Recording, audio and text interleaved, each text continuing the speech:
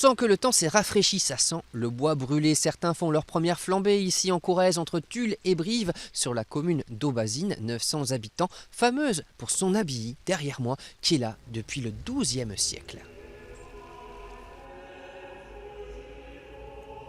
Et ça, c'est le tombeau du fondateur de l'abbaye Saint-Étienne d'Aubazine.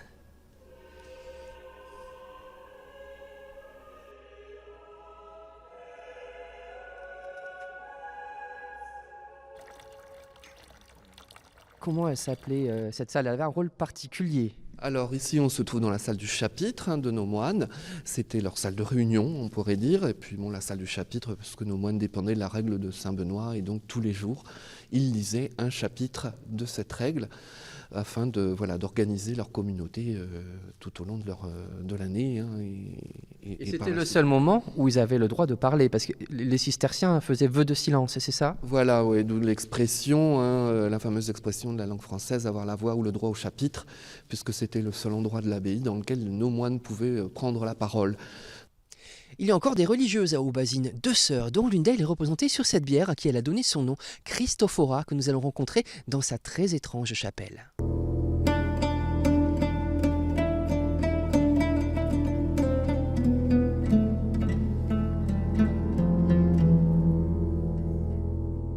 Alors, nous sommes ici dans une chapelle byzantine de l'église grecque-melkite catholique.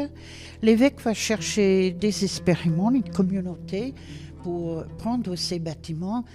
Il n'en a pas trouvé ici en France, donc la communauté qu'il a trouvée, c'était en fin de compte des Françaises, mais vivant au Moyen-Orient, près de Nazareth, etc., et au Liban.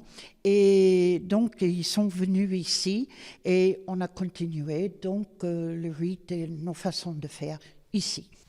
Lui, c'est Chachanel, la mascotte de l'abbaye, en hommage à Coco Chanel, la fameuse créatrice de mode qui aurait passé une partie de son enfance dans l'orphelinat, ici, dans l'abbaye.